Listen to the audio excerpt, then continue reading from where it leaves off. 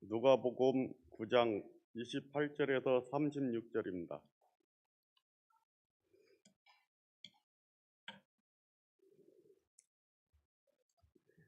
페이지 수로는 107페이지입니다.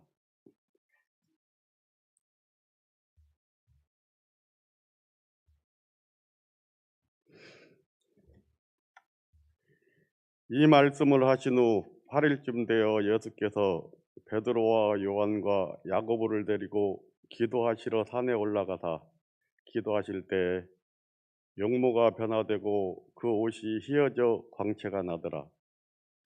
문득 두 사람이 예수와 함께 말하니 이는 모세와 엘리야라. 영광 중에 나타나서 장차 예수께서 예루살렘에서 별세하실 것을 말할 때 베드로와 및 함께 있는 자들이 깊이 졸다가 온전히 깨어나 예수의 영광과 및 함께 선 두 사람을 보더니 두 사람이 떠날 때 베드로가 예수께 여짜오되 주여 우리가 여기 있는 것이 좋사오니 우리가 초막셋을 짓되 하나는 주를 위하여 하나는 모세를 위하여 하나는 엘리야를 위하여 하시이다 하되 자기가 하는 말을 자기도 알지 못하더라. 이 말할 즈음에 구름이 와서 그들을 덮는지라. 구름 속으로 들어갈 때 그들이 무서워하더니 구름 속에서 소리가 나서 이르되 이는 나의 아들 곧 택함을 받은 자니 너희는 그의 말을 들으라 하고 소리가 그침에 오직 예수만 보이더라. 제자들이 잠잠하여 그 본 것을 무엇이든지 그때는 아무에게도 이르지 아니하니라. 이 말씀을 가지고 하나님 은혜를 많이 받으시기 바랍니다. 찬양 있습니다.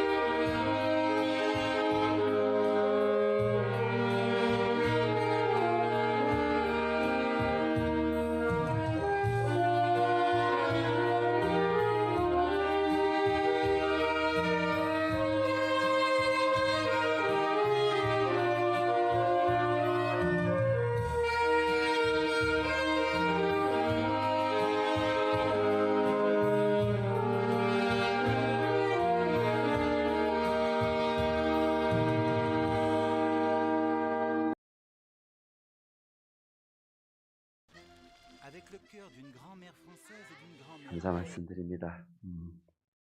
성일을 맞아서 주의 전에 오신 여러분을 주님의 이름으로 환영합니다. 우리 옆 사람하고 인사 한번 나누겠습니다. 잘 오셨습니다. 네, 이 늦가을에 우리가 감기 걸리지 않고 또 건강한 모습으로 뵐 수 있어 너무 반갑습니다. 다시 한번 사랑하고 축복합니다.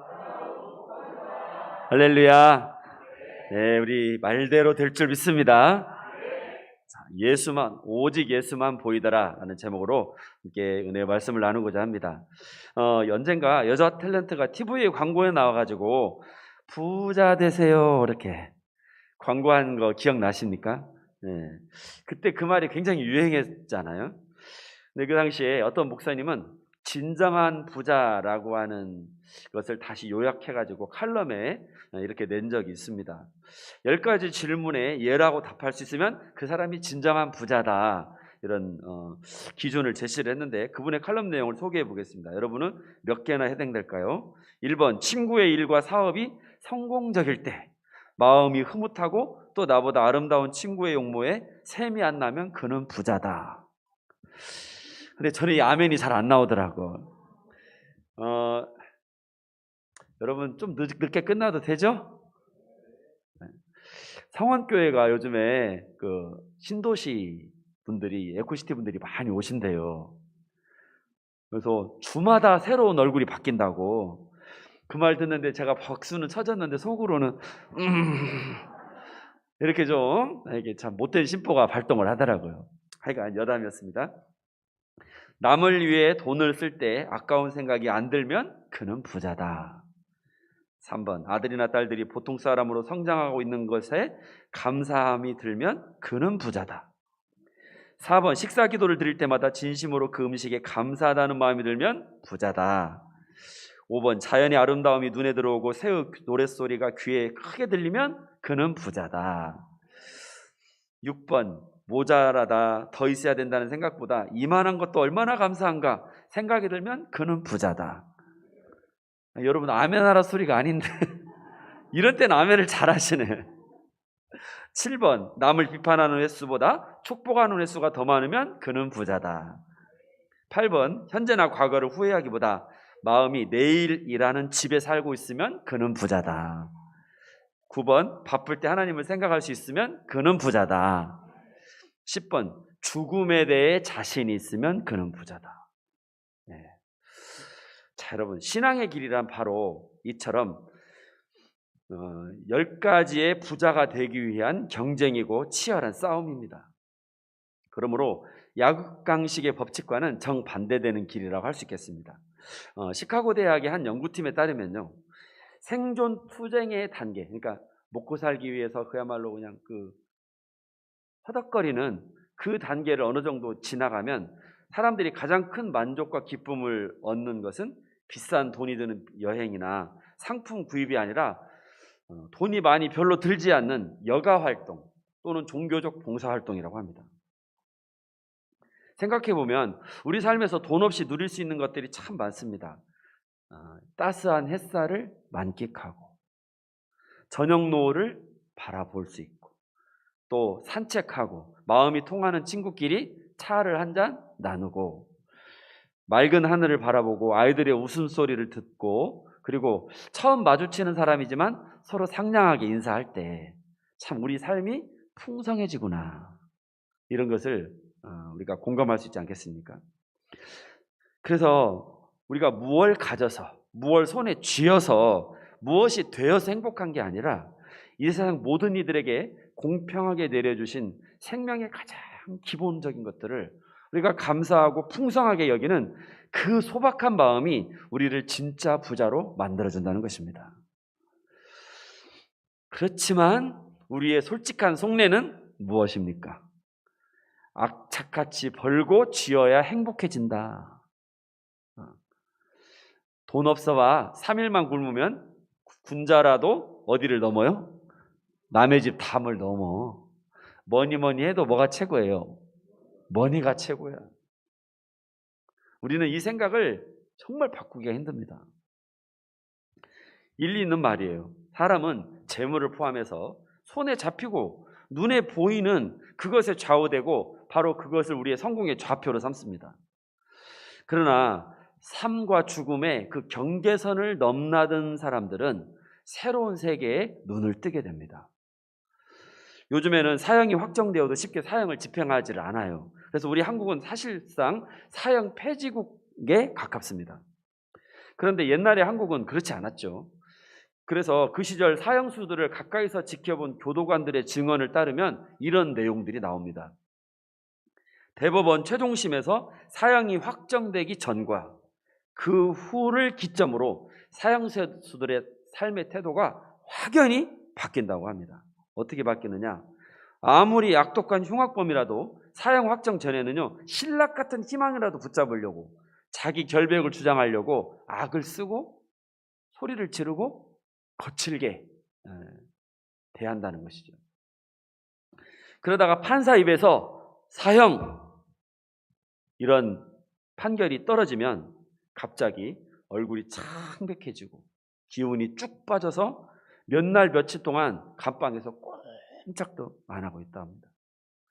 완전히 죽은 사람의 모습. 그런데 이제 그 시기가 지나가면 갑자기 완전히 또 딴 사람이 된다고 그래요. 어떻게 딴 사람이 되느냐? 살아날 가망이 전혀 없다는 게 분명해지면 어떤 사형수들은요, 자기 몫으로 나온 식사를 거의 안 먹고 감방에 시도 때도 없이 출몰하는 쥐나 곤충들을 위해 내준다고 합니다. 예전에는 보이기만 하면 어떻게 했어요? 보이는 족족 그냥 저는 그냥 1번으로 제가 잡아 죽입니다. 그런데 이제는 그것들을 자기가 마치 어미라도 된 것 마냥 그들을 보살핀다는 거예요. 처음에는 슬슬 피하던 쥐들도 마침내는 밥을 주는 그 사형수들을 아주 친근하게 여기고 무릎에 올라타고 심지어 어깨에 올라가기도 한다고 합니다. 신기한 건 이제 내가 살아날 가망이 없다는 게 분명해진 바로 그 순간부터 사형수들의 삶이 변한다는 거예요. 이제 나는 죽는다. 아니 이미 나는 죽었다고 인정하는 순간 사람 목숨을 파리 목숨보다도 하찮게 여기던 그 흉악범들이 어떻게 바퀴벌레나 쥐 같은 미물을 소중히 돌보는 사람으로 180도 바뀌는지, 죽음이 미래의 어느 순간이 아니라 바로 지금의 현실이 될 때 사형수들은 그제서야 눈이 떠지는 것이죠. 아, 나에게 준 이 생명뿐 아니라 이게 생명이 얼마나 귀하고 나뿐만 아니라 다른 사람은 물론이고 다른 미물들도 얼마나 소중한 존재인가에 대한 자각이 그때 깨어난다는 것입니다. 오래전 미국의 한 대형 호텔에서 큰 화재가 났습니다. 미처 대피하지 못한 사람 200명 있었는데 이들이 이제 불에 또는 연기에 이제 거의 질식사해서 죽기 일보 직전에 정말 가까스로 구출이 되었다고 합니다. 이 사건이 지나고 나서 한참 시간이 흐르고 당시에 그 구조되었던 200명들이 어떤 삶을 사는가를 조사해 봤다고 합니다. 여러분, 근데 대형 호텔에, 예를 들어 우리나라로 말하면 조선 호텔이나 또는 그런 호텔에 투숙할 정도면 가난한 사람이 호텔에 살지는 않잖아요. 굉장히 사회적으로 명망 있고 부유한 사람들이 호텔에 투숙을 하는 것이지. 그런데 놀랍게도 그 대부분의 인생이 화재 사건 이후로는 완전히 삶이 180도 달라졌다는 거예요. 장애인을 돌보거나 또는 말기암 환자와 지내거나 거리의 노숙자를 먹이거나 빈민 지역에 들어가서 무료 진료를 하는 등 적극적으로 자기 것을 나누고 함께 섬기는 그런 삶을 살더라는 것입니다. 왜 이런 변화가 일어났을까요? 그들은 그 화재의 현장, 그 생지옥과 같은 곳에서 이미 무엇을 경험했습니까? 죽음을 경험한 거예요. 이제 내 삶은 이제 나머지 나의 삶의 생명의 시간은 은총의 시간이라. 살아온 것도 은총이지만 살아갈 시간도 은총이구나.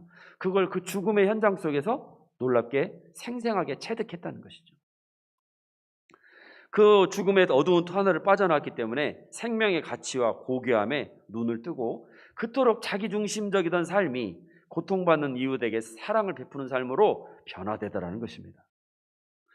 사형수들의 변화, 또 화재 현장의 생존자들의 변화, 이 두 사건의 특징을 달리 표현하면 주변적인 것에서 본질적인 것으로의 전환, 본질에 대한 집중, 바로 이러한 것이 변화를 가져왔다고 할 수 있겠습니다. 옛날에는 본능과 욕망을 따라서 나를 만족시키고 더 근사한 것을 누리는 게 목표였다고 한다면, 이제는 생사의 갈림길에 서보니까 그딴 것들이 다 부질 없는 거라는 거예요. 우선순위가 한참 밀리더라는 것이랍니다. 가장 핵심은 생명 자체이고 내 생명을 깨뜨려서 타인과 나누는 그것이 영원하고 참된 삶으로 연결됨을 깨달았기 때문입니다. 어제 제가 아는 목사님의 결혼식이 있어서 그 축하를 하러 갔어요. 근데 그 목사님이 신무하는 교회에서 식을 진행했는데 그 교회는 교인이 수천 명이에요. 시내 한복판인데 땅이 우리 교회보다 훨씬 더 넓어요. 하객들은 발을 디딜 틈도 없이 많고, 사위와 아들, 그 일남 일녀인데 사위와 아들이 서 있는데 무슨 이렇게 제가 우러러봐야 끝이 보여요. 이렇게 최소 180에서 190은 되나 봐요. 그냥 늘씬하고 그냥 그 모델 같은 사람들 둘이 앞에 서 있는 거예요. 그 사위와 아들이.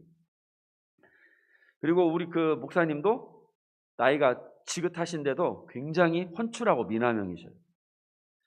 그래서 총회일도 지금 맡고 계시고. 그래서 여러분, 제가 그 앞에 서는데요, 이게 굉장히 기가 죽더라고요. 이렇게 겸손해져요, 사람이. 이렇게. 안녕하세요.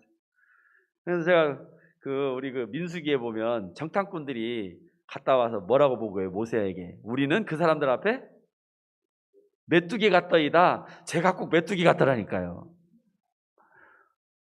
그래서 야, 진짜 저 목사님 그냥 목회도 너무 잘하시고 자녀들도 저렇게 장상에 잘 키우고 많은 사람들이 이렇게 축복을 해주고 진짜 뭐하다, 부럽다. 이제 그러면서 그렇게 하고 이제 돌아왔어요. 그렇게 얼이 빠져 있는데 어느 순간 제 마음속에 갑자기 이런 음성이 들리는 것 같았습니다. 야, 너 참 속물이다. 대체 언제부터 사람의 가치가 재물과 명성과 외모에 달렸더냐? 진실과 겸손함으로 하나님을 찾고 타인을 위해서 자기를 내어주고 진리를 밝혀서 많은 이들을 옳은 대로 돌아오게 하고 그들을 영생에 합당한 자로 세우는 이 사람이 가장 소중하고 가치 있는 사람 아니겠니? 너 그러고도 목사야? 이렇게 그냥 한 방을 딱 먹이는 것 같은 그런 느낌이, 그래서 제가 좀 많이 부끄러웠습니다. 그렇습니다, 여러분. 우리는요, 믿음의 이름으로 살겠다고 단단히 결심하지만 어느 틈엔가 곁길로 가고 어느 틈엔가 삐딱선을 탑니다. 영적 시력이 형편없어서 우리 주님이 바로 앞에 계시는데도 못 알아보고 엉뚱하게 예수님이 아니라 바라바를 선택을 합니다. 하나님께서 주시는 복을 오히려 형벌과 저주라고 여기고 그분의 사랑을 하나님 참 쓸데없는 일 많이 하시네, 좀 참견하지 말고 나를 제발 좀 어떻게 두세요, 내버려 두세요 좀. 이걸 부질없는 간섭이라고 치부를 합니다. 성도 여러분, 우리가 어떻게 해야 미혹과 휩쓸림에서 벗어나서 진리에 견고하게 뿌리박은 믿음의 사람이 되겠느냐? 어떻게 해야 우리가 하나님과 관계 있는 자로서의 경주를 지속할 수 있겠느냐? 맹탕이고 흐물거리던 사람이 정말 진국의 맛으로 밀도 높은 인생으로 우리가 어떻게 다시 일어날 수 있겠느냐? 우리가 이것을 고민하고 그 해답을 발견하는 시간 되기를 원합니다. 첫 번째로는 졸음에서 깨어나야 합니다. 여러분, 우리가 졸음을 경험해 봐서 알지만 이게 자다가 퍼뜩 깨면 지금 이 장면이 꿈인지 생시인지 뭐예요? 헷갈려요.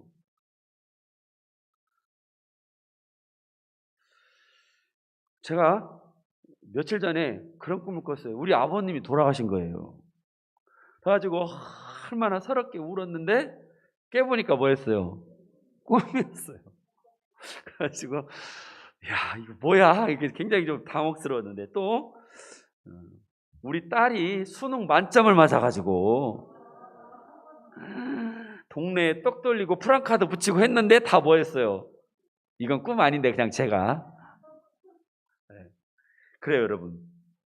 우리가 그것 때문에 얼마나 아파하고 또는 그것 때문에 얼마나 좋아했는데 이게 다 꿈이라니 정말 황당하기 그지없는 일이죠. 꿈이라는 것은 내 무의식의 작용이 마음속에 잠깐 영상의 형태로 왔다가 지나가는 그 바람과 같은 거잖아요. 그런데 그런 일에 마음을 빼앗기고 집착하고 한다면 이건 미련한 사람이라는 것입니다. 그래서 성경의 일관된 말씀은 우리 삶이 어젯밤의 꿈과 같다.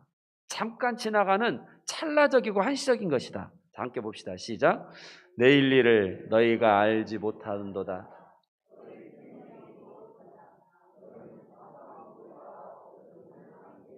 안개니라.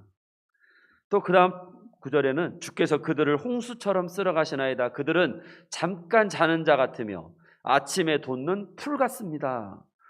풀이 어때서? 아침에 돋으면 좋지. 근데 여러분, 이스라엘의 풀은 우리나라 풀하고는 신세가 달라요. 거기는 아침에 풀이 돋았는데 저 이집트 남쪽에서 남풍이 불어오면 그 사막의 더운 열풍이 훅 지나가면서 풀이 그냥 갑자기 어떻게 돼버려요? 순식간에 말라버립니다. 그래서 우리나라의 풀과는 개념이 다르다. 그렇습니다. 이렇게 잠깐 보이다 햇빛이 쏟아지면 순식간에 사라지는 안개, 아침에 돋았다가 남풍이 불면 금방 시들어버리는 풀, 우리 삶이 꼭 이렇게 생겼다는 거예요. 그런데 여기에 마음을 쏟고 삶의 에너지를 여기다 다 빼앗겨서는 안 된다는 것이죠. 그래서 사도 바울은 말합니다. 로마서 시작.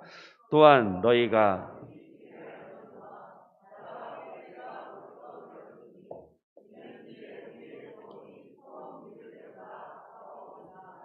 아멘. 여러분, 잠에서 깬다라고 하는 것은 눈에 보이고 손에 잡히는 그 일들이 얼마나 순식간이고 찰나적이고 유한한 것인가를 이제 직시하라는 것이죠. 그렇지 않으면 실상을 허상으로, 허상을 실상으로 오해하고 우리가 엉뚱한 선택을 하게 된다는 것입니다. 오늘 본문을 보십시오. 예수께서 십자가의 고난을 선포하시고 한 일주일 후에 산에 올라가 기도하셨어요. 그랬더니 용모가 변하시고 옷에서 환한 광채가 나고, 이게 전에 없던 것이 덧입혀졌다기보다는 예수님의 그 본체가 이러한 기도를 통해서 서서히 드러나고 있음을 말하는 것이죠. 자, 그래서 여러분, 왜 예수님의 참모습이 드러났습니까? 우리 본문 30절 31절 한번 봅시다. 시작. 두 사람이 예수와 함께 말하니 이는 모세와 엘리야라. 영광 중에 나타나서 장차 예수께서 예루살렘에서 별세하실 것을 말할세. 자, 모세와 엘리야 두 사람이 그 변화산상에 나타났다는 거예요. 자, 모세와 엘리야는, 모세는 율법을 대표하는 사람이고요, 엘리야는 선지자를 대표하는 사람입니다. 그래서 구약 성경을 두 말로 줄이면 율법과 선지자예요. 그런데 예수님께서 지금 예루살렘에 올라가서 별세하실 것을 말하면서 이 두 사람과 의논을 하고 있다는 것은 결국 무슨 뜻이겠습니까? 예수님께서 십자가를 지시고 죽임당하시는 그것이 구약의 율법과 선지자의 완성이라는 것이죠. 그것을 지금 가시적으로 보여주는 사건이 바로 이 장면입니다. 그리고 그것을 증거하는 초월적인 것이 바로 이 예수님의 놀라운 변화예요. 그래서 예수님은 앞으로 이후의 일정은 어디로 가시는 걸까요? 어디에서 별세하신다? 예루살렘에서 별세하실 거니까 그쪽으로 가는, 예루살렘으로 여행이 이제 예수님의 나머지 여정이 되겠습니다. 그런데 제자들은 이 기이한 광경을 보고 정신이 번쩍 들었어요. 그런데 이건 육체적 각성에 불과했던 것입니다. 영적 각성에 이르지를 못했어요. 그래서 지금 눈앞에 벌어지는 상황을 완전히 오판해가지고 예루살렘으로 가실 분에게 우리가 여기가 뭐하오니 좋사오니 초막셋을 짓습시다. 한마디로 말하면 완전히 헛소리하고 있는 것이죠.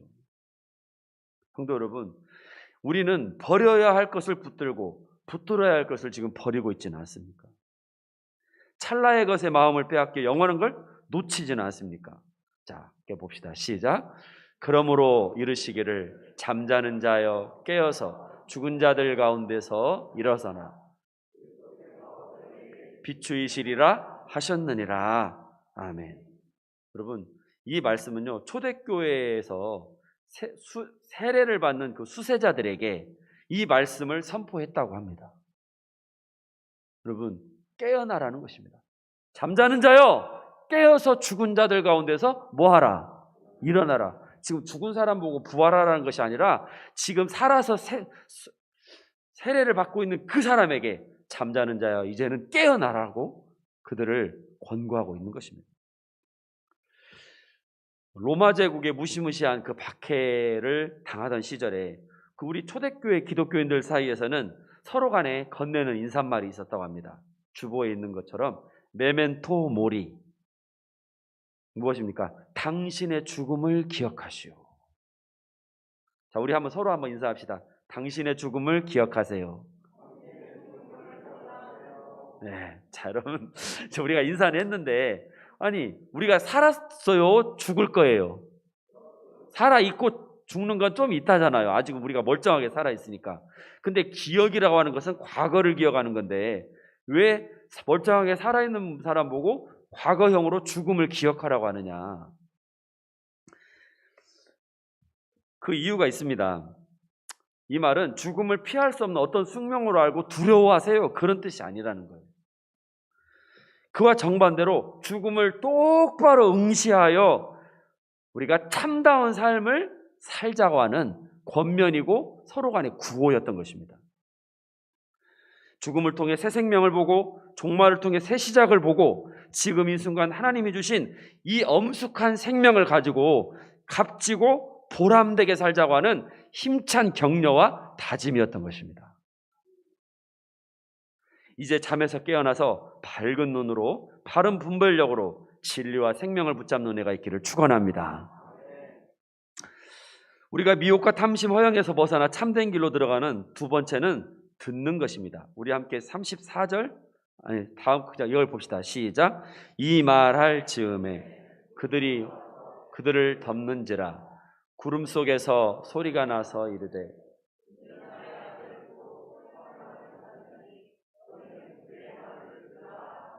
자, 여러분, 왜 변화산상에 갑자기 구름이 나타났습니까? 우리가 그 덕유산 그 향적봉인가요? 그런데 올라가 보면 구름이 시도 때도 없이 나타나요. 막 구름이 그 산등성이를 넘어가는 장면이 눈에 보입니다. 그런데 이 변화산에 나타난 구름은 그런 자연적 구름이 아니었어요. 뭐냐면 여호와의 영광의 임재의 상징으로서의 구름이었습니다. 그래서 그 구름을 보고 그 구름이 자신들을 덮어버리니까 베드로가 무서워서 벌벌 떨었습니다. 자, 왜 갑자기 여호와의 영광의 임재의 구름이 나타났을까요? 보니까는 마지막 절, 너희는 뭐하라? 그의 말을 들으라. 우리가 여기가 좁사오니 초막새 자꾸 엉뚱한 소리를 헛소리를 해대니까 베드로의 입을 뭐 하려고? 막으려고 구름이 나타난 것입니다. 여러분, 들으려면 입을 다물고 귀를 쫑긋 기울여서 우리가 준비 자세를 갖춰야 합니다. 야고보서에 있죠. 말하기는 뭐하고 더디하고 듣기는 속히 하라. 그래야 여러분 우리 마음속에 들려오는 세미한 음성, 선명한 목소리를 우리가 들을 수 있습니다. 어느 주일날인 것 같아요. 한 새벽 6시, 7시쯤 됐는데 그때는 자동차도 안 다니고 사람 발길도 뜸하잖아요. 조용한 시간인데 그래서 이제 제가 2층 그 사택 서재 2층에서 창문을 좀 날씨가 시원했던 때 같아요. 창문을 열어놓고 있는데 강 건너 신길이에서 방송하는 소리가 다 들려요. 내용이 무엇이냐? 언제부터 언제까지 수도가 나오지 않으니까 미리 물을 받아 놓으세요. 네. 최분희 권사님 제 말 맞죠? 주무시느라고 몰랐구만. 자, 하여간 그래요. 그래서 준비를 하라는 내용이었습니다. 제가 볼 때는 안정식 집사님 목소리였던 것 같은데. 그래서 하여간 여러분, 이게 신기하더라고요. 어떻게 거기서 하는 방송이 강을 건너와가지고 우리 사택 2층에까지 다 내용이 선명하게 들려요. 왜 그러냐? 그때는 통행량도 없고 사람도 없으니까 조용한 가운데서 그 마이크 소리가 다 온전히 들리더라는 것입니다. 너희는 그의 말을 들으라. 성도 여러분, 들어야 합니다. 그런데 내 시기와 다툼의 소리, 자존심의 소리, 타협과 나태함의 소리, 비난의 소리, 이건 다 전원을 꺼야 합니다. 그리고 내 소리가 아니라 어두운 하늘의 번개처럼 번쩍이는 하나님의 음성을 사모하시기를 바랍니다. 외부의 소리, 내 소리가 아니라 외부의 소리, 진리의 소리를 기다리고 사모하면 하나님은 분명 우리에게 음성을 들려주실 줄로 믿습니다. 우리가 참된 길로 돌이키는 세 번째 방법은 오직 예수만 보이더라. 여러분, 제자들이 깊이 졸았어요. 그런데 파뜩 깨어서 예수님의 영광과 모세, 엘리야를 보고는 마음이 황홀해졌습니다. 얼마나 좋으면 우리가 여기 있는 것이 좋사오니.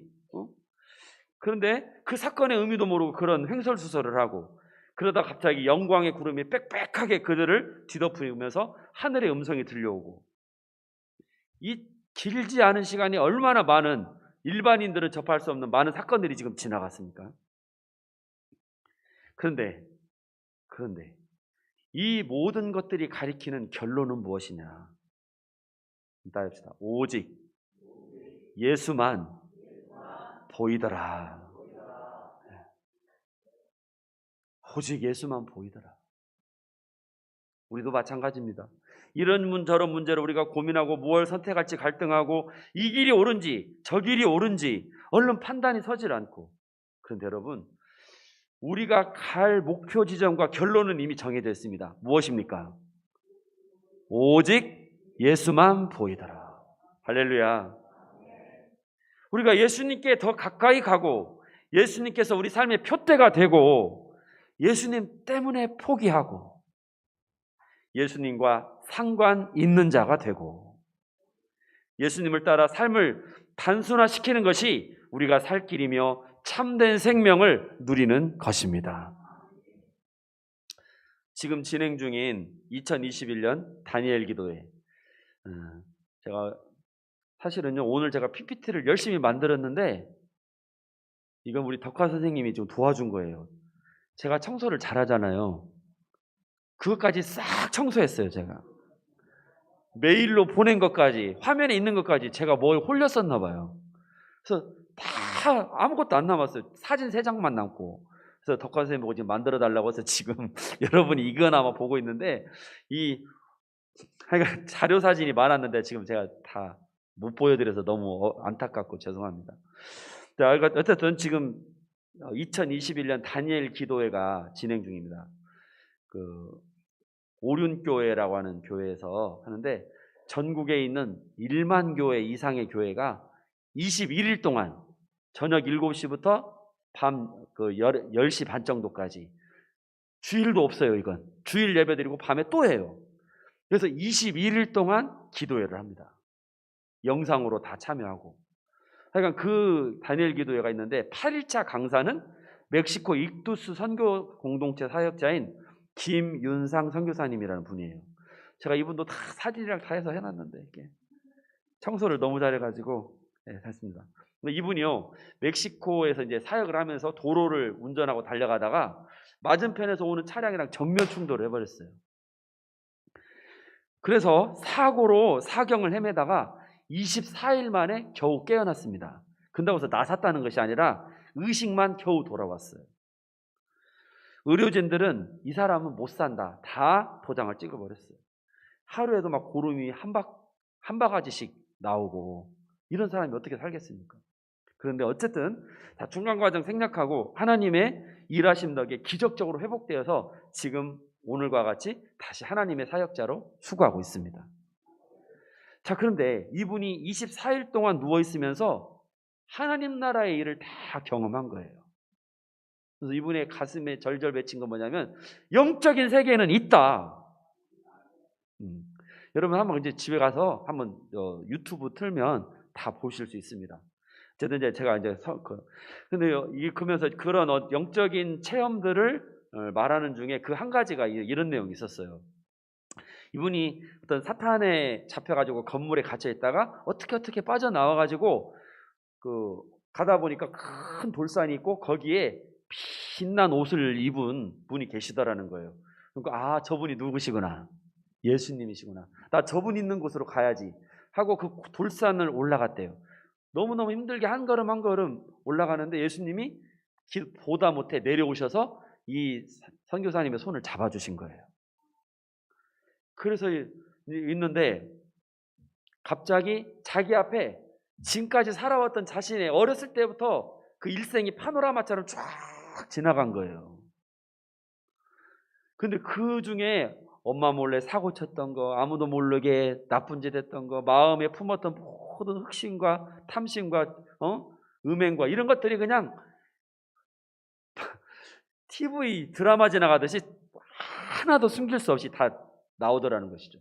근데 그 맞은편, 예수님과 자신이 이렇게 막 보고 있는 줄 알았더니 그 맞은편에 사탄이 딱 끼고 앉아서 그 광경을 다 한마디로 셋이 본 거예요.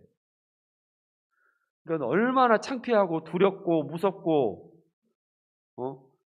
땅굴로 숨고 싶고. 그런데 사탄이 그걸 다 보더니 뭐라고 하냐면, 예수님, 이 인간을 당장 나한테 넘겨주십시오. 세상에 이렇게 못되고 음흉하고 위선 떨고 사람을 기만하고 못해도 이런 인간이 없습니다. 내가 당장 데리고 가겠습니다. 어디로? 지옥으로.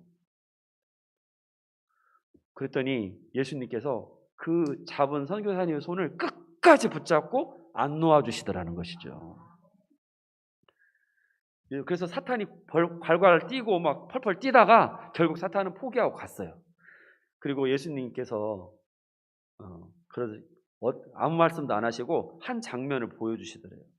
이게 뭐냐면, 이분이 사업을 좋아했대요. 어렸을 때부터 사업하기를 그렇게 좋아했대요. 그러니까 사업을 했는데 잘 안 되고 진짜 쫄딱 망해서 완전히 길거리에 나앉게 생겼어요. 생긴 그때가 있었대요. 근데 누구에게 도와달라고 할 사람도 없고, 그러니까는 이분이 골방에 들어가서 하나님 앞에 엎드려 기도한 거예요. 하나님, 나 좀 살려주시고, 우리 내 사랑하는 아내와 새끼들도 좀 살려주시고, 제발 나를 좀 여기서 빠져나오게 할 수 있도록 도와달라고 눈물 뿌려 기도했던 시간이 있었답니다. 근데 예수님이 딱 그 시간을 보여주시더래요. 그런데 그 분위기 속에서 나머지 여백의 말은 뭐냐면, 다른 시간, 이분이 어렸을 때부터 모태신앙이나 교회생활, 수련회, 무슨 성가대 할 것 다 했어요. 근데 그런 시간들은 하나도 안 나오더라는 거예요. 예수님이 보여주는 시간 속에. 이게 무슨 뜻이겠어요? 다 소용없다는 거예요. 그러면서 왜 그랬냐면, 자기는 내가 교회에서 오랜 신앙생활하면서 내가 사람들 앞에 경건한 사람으로 뭐하고 싶어서? 인정받고 싶어서. 그런 불순한 의도는 있는 행위들은 예수님 앞에는 아무 소용이 없더라는 거예요. 그 심판의 저울대 앞에서는 0, 제로. 근데 그렇게 사업이 망해가지고 죽둥살둥 하나님 앞에 엎드리고 눈물로 기도하던 그 시간 때문에 예수님께서 그 사람을 뭐 하는 거예요? 손을 잡아주신 거예요. 끝까지 그 손을 안 놓아주신 거예요. 그러면서 이분의 설교 제목이 뭐냐면, 인생의 밀도. 뭘 말씀하는지 여러분 이해 가시죠? 우리가 과연 얼마나 밀도 있는 삶을 사느냐. 이런저런 눈에 보이고 손에 잡히는 이런 일 때문에 막 우리가 바쁘게 발 동동거리고 예수님은 그런 거 별로 관심 없으시대요. 예수님이 관심 있는 건 얼마나 전심으로 나를 찾고 구하고 믿음으로 피 흘리기까지 싸우면서 선한 싸움을 위하여서, 선한 면류관을 위하여서 하나님을 의지하고 찾는가. 바로 그것이 예수님의 관심이고, 그게 우리가 인생의 저울대 앞에, 인생의 심판대 앞에 섰을 때 우리에게 남을 유일한 상속물이 된다는 것입니다. 성도 여러분, 오직 예수만 보이더라. 이제 다른 곁가지들을 쳐내십시다. 삶의 이유와 목적, 달려갈 표대를 예수 그리스도로 확정하십시다. 이 은혜가 함께하기를 축원합니다. 기도하겠습니다. 삶의 모든 것 되시는 주님, 이 시간 우리가 주님 얼굴을 뵙기 원합니다. 얕은 물가를 지나 은혜의 깊은 바다로 나아가기를 원합니다. 우리가 그 일을 위해 선결해야 할 과제가 있습니다. 내가 정말 바라고 원하는 일, 그 핵심을 확정하는 것입니다. 눈에 보이고 손에 잡히는 것들에 미혹되지 않고 영원한 세계를 바라보며 거기에 생명의 뿌리를 내리게 하옵소서. 우리 삶은 잠깐 보이다 사라지는 안개와 같이, 아침에 돋아났다 남풍이 불면 금방 시들고 마는 풀과 같이 유한하고 허망합니다. 하지만 주 안에 있는 자는 유한한 삶 속에서 영생을 건져 올릴 줄 믿습니다. 이제 우리 속사람을 깨워 주시옵소서. 남은 삶을 확정하고 예수만 보게 하옵소서. 예수님의 이름으로 기도드립니다. 아멘. 김현상 집사님 봉헌해 주시겠습니다.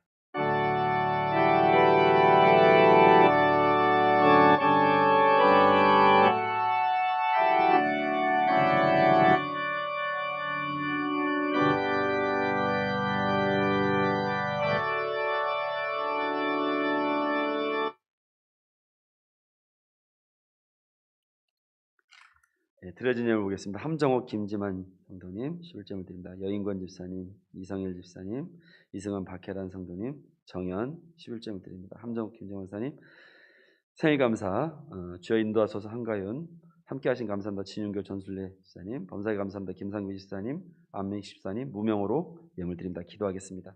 하나님, 하나님의 사람들, 우리 믿음을 주께 드리며 인도하시기를 소원하고 예물 드리는 손길들 주님 기억하여 주시옵시고 그들의 손을 꼭 잡고 인도하여 주시옵소서.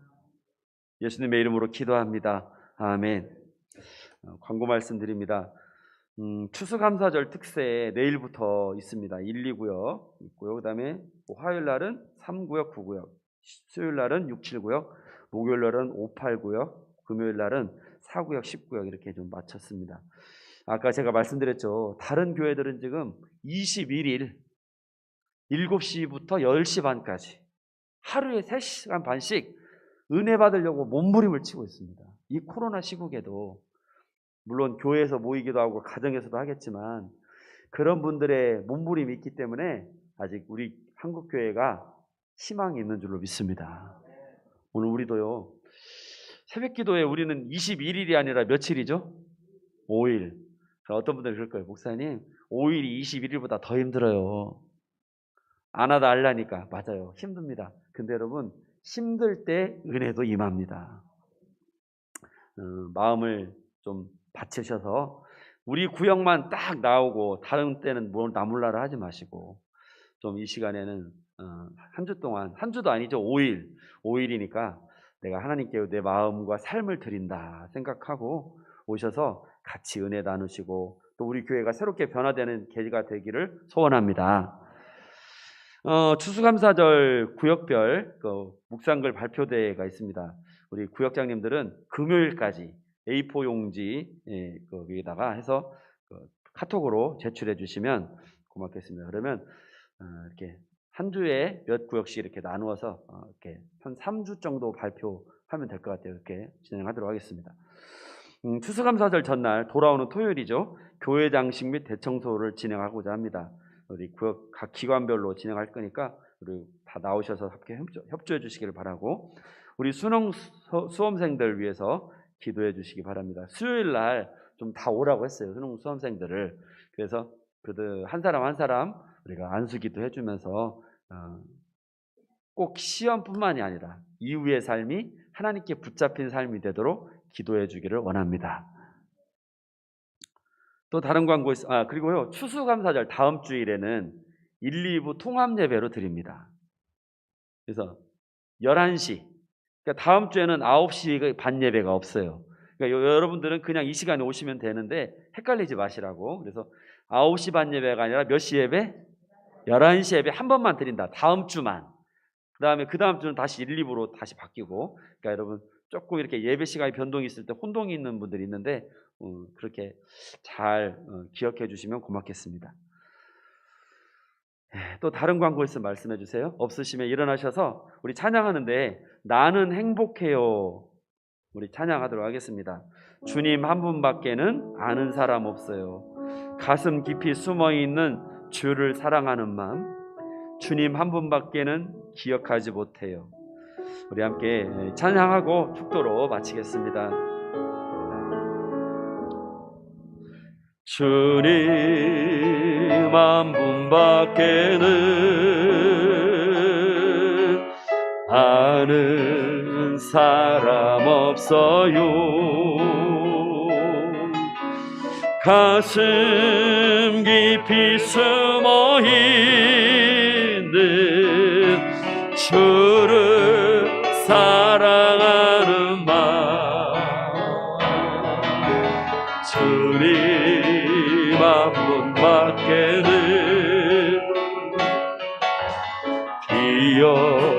기억하지 못해요.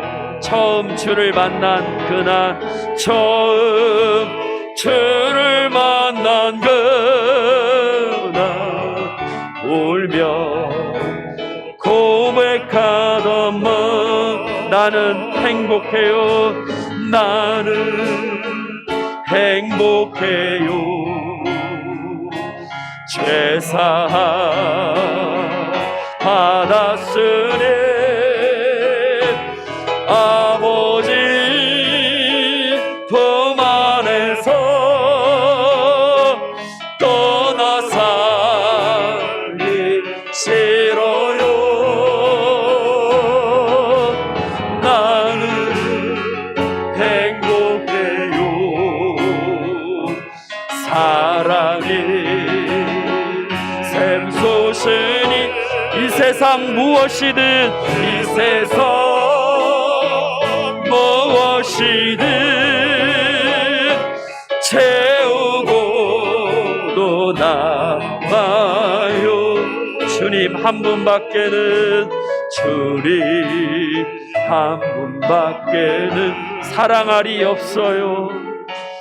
사랑할이 없어요. 작은 가슴 뜨겁게, 작은 가슴 뜨거워. 주는 피가 흘러요. 주님 피가 흘러요. 주님 한 분, 주님 한 분밖에는 약속안이 없어요. 약속안이 없어요. 나를 믿고 따르는 자, 나를 믿고 따르는 자, 반석의 소리로 나는 행복해요. 나는 행복해요. 죄사함 받았으니 아버지 품 안에서 떠나 살기 싫어요.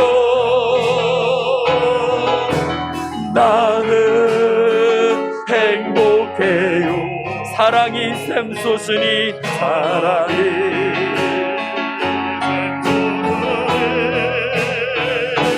이 세상 무엇이든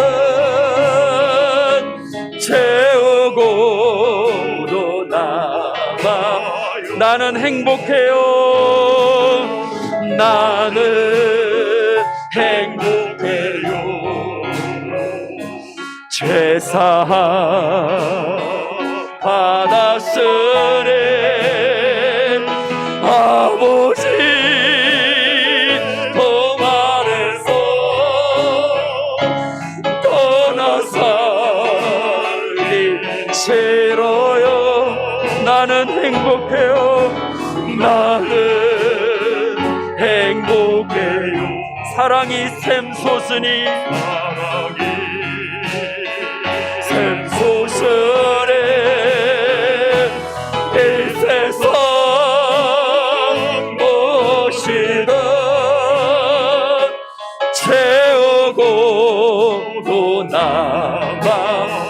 세상 무엇이든 이 세상 무엇이든 채우고 또 남아요. 할렐루야. 지금은 죄에서 우리를 구속하신 우리 구주 예수 그리스도의 은혜와 우리 아버지 하나님의 무한하신 사랑하심과 성령님의 감동 감화 역사하시는 은혜가 이제 오직 예수만 보이더라. 그 주님을 붙잡고 그 주님의 손에 이끌려 우리 남은 시간을 가장 복되고 아름답게 밀도 있게 살기를 소원하는 우리 모든 성도님들 머리 위에 생업 위에 가정 위에 지금부터 영원토록 함께 계시기를 간절히 축원하옵나이다. 아멘. 여기에 모인 우리 주의 은총 받은 자여라. 주께서 이 자리에 함께 계심을 아노라.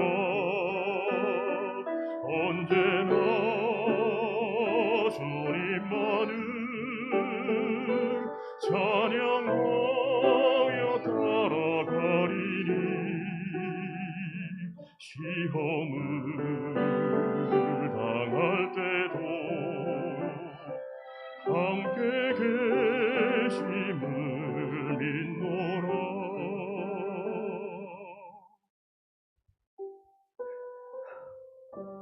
감사합니다. 예배를 마칩니다.